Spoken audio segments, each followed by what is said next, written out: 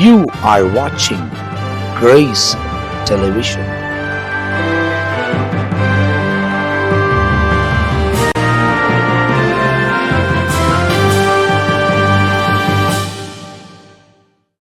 எனக்கு அன்பானவர்களே, இயேசு கிறிஸ்துவின் நாமத்தில் வாழ்த்துக்கள்.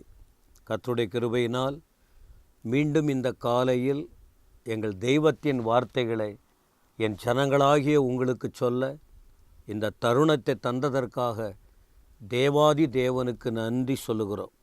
இன்றைக்கும் 1 கொரிந்தியர் 2ஆம் அதிகாரத்தின் 9ஆம் வசனம், எழுதி இருக்கிறபடி தேவன் தம்மில் அன்பு கூறுகிறவர்களுக்கு ஆயத்தம் பண்ணினவைகளை கண் காணவும் இல்லை, காது கேட்கவும் இல்லை, அவைகள் மனுஷனுடைய இருதயத்தில் தோன்றவும் இல்லை. இதற்கு முன்பு 2 செய்தியாக அன்பு கூறுதலை பற்றியும் ஆவியானவர் யாருக்கு வெளிப்படுத்துகிறார் என்பதை குறித்தும் உங்களுக்கு அறிவிக்கப்பட்டது. இப்பொழுது உங்களுக்கு சொல்லுகிற ஒரு வார்த்தை என்ன? தேவனிடத்தில் அன்பு கூறுகிறவர்களுக்கு தேவன் எவைகளை ஆயத்தப்படுத்தி வைத்திருக்கிறார். இப்படி பரிசுத்த வேதத்தை ஆராய்ந்து பார்க்கும்போது பழைய ஏற்பாடு முதல் புதிய ஏற்பாடு வரைக்கும் ஆழமாய் நாம் நிதானித்து அலசி பார்த்தால், ஆராய்ந்து பார்த்தால் அநேக காரியங்களை நாம் பார்க்க முடியும். ஆனால் ஒரு 3 காரியம் மட்டும் உங்களுக்கு சொல்ல விரும்புகிறேன். அதில் முதலாவது, இப்பொழுது ஒரு வார்த்தை, தேவன் ஆயத்தப்படுத்துகிற தேவன், ஆயத்தப்படுத்துகிறவர். ஒரு மனிதன் பிரயாணப்படும்போது தூங்கி எழுந்து அப்படியே போயிட மாட்டாங்க. எங்கேயோ ஒரு இடத்துக்கு போக வேண்டுமானால் ஆயத்தம் தேவை. ஆயத்தம் இல்லாமல் எதையுமே செய்ய முடியாது. இன்றைக்கு நான் உங்களுக்கு இந்த வார்த்தைகளை சொல்லுகிறேன் என்றால், இதற்கு முன்பே இதற்காக ஜெபித்து வேதத்தை வாசித்து எந்த வார்த்தை உங்களுக்கு கொடுக்க வேண்டும் என்று ப்ரிப்ரேஷன், ஆயத்தத்தோடு வந்துதான் அநேக நீங்கள் காண வேண்டும், ஆசீர்வதிக்கப்பட வேண்டும் என்று எங்களை அர்ப்பணிக்கிறோம். அதே போல நம்மை படைத்த தேவன் கூட உங்களுடைய நன்மைக்காக, நமது வாழ்க்கையின் மகிமையான மேன்மையான காரியங்களுக்காக அநேக காரியங்களை அவர் ஆயத்தப்படுத்துகிறார். மனுஷனே இவ்வளவு முக்கியமாக சில காரியத்தை செய்யும்போது, சர்வ வல்லமையுள்ள தேவன், சர்வத்தையும் படைத்த தேவன், சர்வ ஞானமுள்ள தேவன் எவைகளையெல்லாம் செய்யாமல் இருப்பார்? அப்போ என்னதான் அப்படி செய்தார் என்று பார்க்கும்போது ஒரு காரியம், லூக்கா எழுதின சுவிசேஷம் 2ஆம் அதிகாரம் 31 வசனம். லூக்கா 2ஆம் அதிகாரத்தின் 31ஆம் வசனம் பாருங்கள். உம்முடைய இரட்சண்யத்தை என் கண்கள் கண்டது என்றான். என்ன? ஒரு மனுஷன் ஆண்டவர் இயேசு இந்த உலகத்தில் பிறப்பதற்கு முன்பு ஆண்டவரை குறித்து தீர்க்க தரிசனமாய் சொல்லப்பட்ட வார்த்தைகள் நிறைவேறுகிற நிலையில் சிமியோன் என்றதான ஒரு நீதியும் தேவ பக்தியும் உள்ளதான, இஸ்ரவேலின் ஆறுதல் வர காத்திருக்கிறவராயிருந்த, பரிசுத்த ஆவியானவருக்குள் நிரம்பி இருந்ததான ஒரு தேவ மனுஷன், அவருக்கு ஆண்டவர் சொல்லியிருந்தார், நீ இயேசு கிறிஸ்துவை பார்க்கிற வரைக்கும் மரணமடைய மாட்டாய் என்று ஆவியானவராலே அவருக்கு வெளிப்படுத்தப்பட்டிருந்தது. அந்த ஆவியின் ஏவுதலினாலே அவர் தேவாலயத்துக்கு வந்திருக்கிறார். அப்போ வரும்போது இயேசு கிறிஸ்து இந்த உலகத்தில் பிறந்து ஒரு 8 நாள் தான் ஆகுது. நியாயப்பிரமாண முறைமையின்படி ஆண்டவர் இயேசுவை இப்பொழுது தேவாலயத்திலே கொண்டு வருகிறார்கள். வசனம் சொல்லுகிறது, அப்படி அவர்கள் உள்ளே வருகையில் அந்த குழந்தையை சிமியோன் தன் கையிலே ஏந்தி கொண்டு தேவனை ஸ்தோத்திரித்தார். ஆண்டவரே, உமது வார்த்தையின்படி உமது அடியேனை இப்பொழுது சமாதானத்தோடே போக விடுகிறீர். புறஜாதிகளுக்கு பிரகாசிக்கிற ஒளியாகவும், இந்த வார்த்தைகளை கவனியுங்கள்.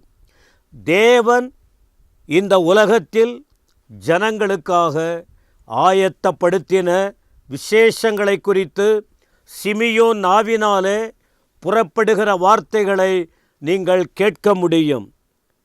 புறஜாதிகளுக்கு பிரகாசிக்கிற ஒளி, உம்முடைய ஜனமாகிய இஸ்ரவேலுக்கு மகிமை.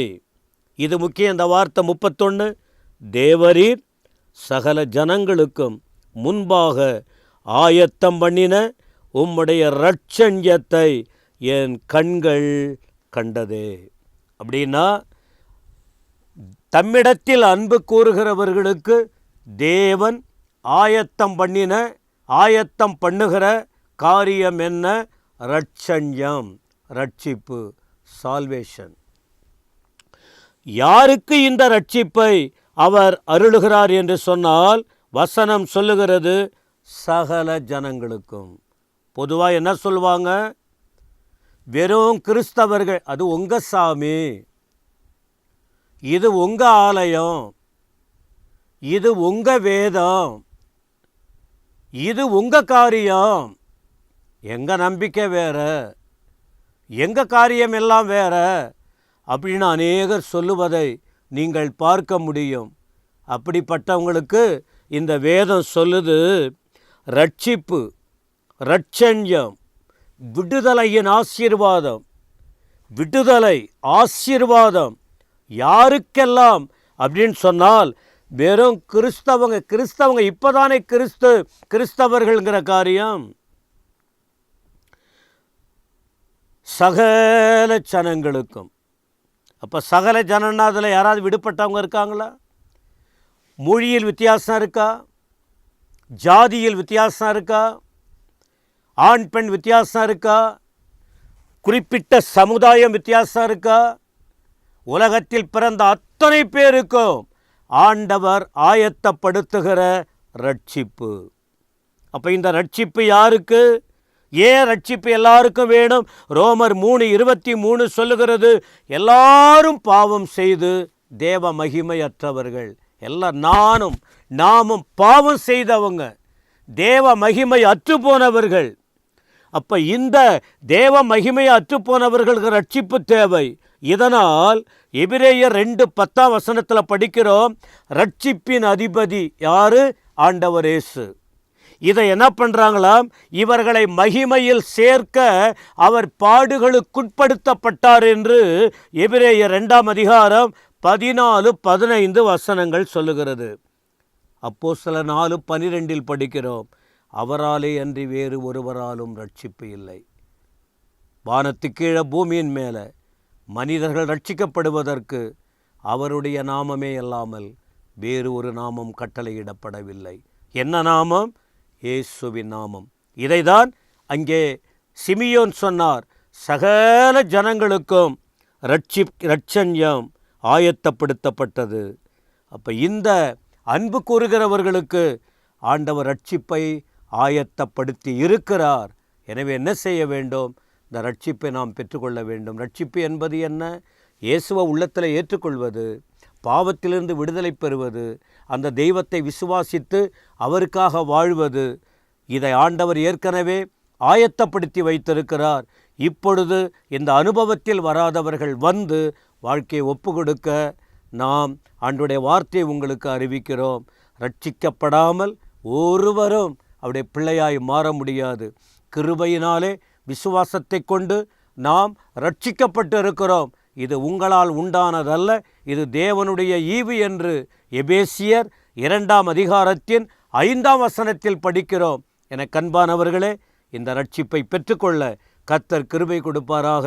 ஆண்டவர் ஆயத்தப்படுத்தியிருக்கிற இந்த ரட்சிப்பின் ஆயத்தம் உங்களோட அடுத்த கட்ட மேலான இடத்தை கொண்டு போக போதுமானதாக இருக்கிறது. நல்ல பிதாவே, உம்மை நாங்கள் துதிக்கிறோம். இந்த வார்த்தைகளுக்காக ஸ்தோத்திரம். உங்கள் மேலே அன்பு கூறுகிற மக்களுக்கு ஆயத்தம் படுத்தின ரட்சிப்புக்காக ஸ்தோத்திரம். எங்களுக்கு அந்த ரட்சிப்பை கொடுத்ததற்காய் நன்றி.